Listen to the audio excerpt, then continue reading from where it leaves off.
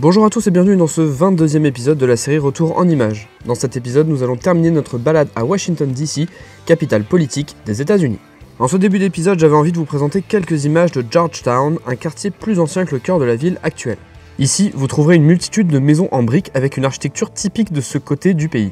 L'endroit est sympa à visiter, mais si vous passez seulement quelques jours, vous aurez déjà bien à faire avec le mall avant d'aller visiter ce quartier.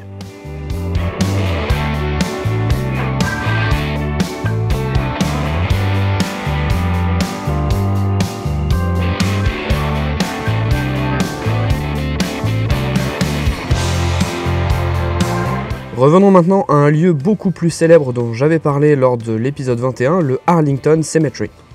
Dans ce cimetière militaire, des centaines d'Américains sont enterrés et, parmi eux, se trouvent certaines personnalités comme les Kennedy par exemple. Je me rappelle que nous avions visité cet endroit avec notre couchsurfeuse Nicole sous un soleil de plomb. Arlington est assez vaste et vous pouvez vite y passer 1 ou 2 heures. Passons maintenant à la partie musée de cette vidéo. Si vous ne le savez pas, Washington est très connu pour ses nombreux musées, gratuits pour la plupart. Vous pouvez littéralement passer des jours à arpenter les musées de la ville et c'est ce qui explique aussi que notre séjour dans la capitale a duré 6 jours au lieu de 3.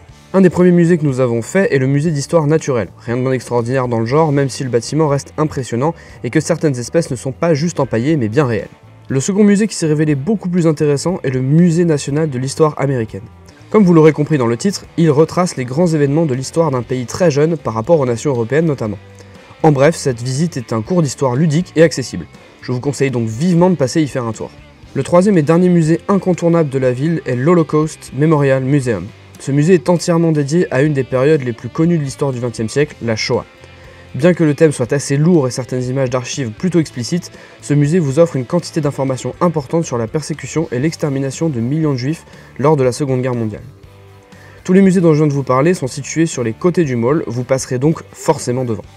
Avant de vous laisser, je voulais vous montrer une dernière curiosité qui n'est autre que le Ford Theater où a été assassiné Lincoln, 16e président des États-Unis en 1865.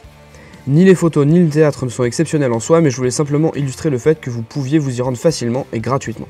Sachez enfin que vous pouvez consulter les exemplaires originaux de la Constitution et de la Déclaration d'indépendance aux Archives nationales.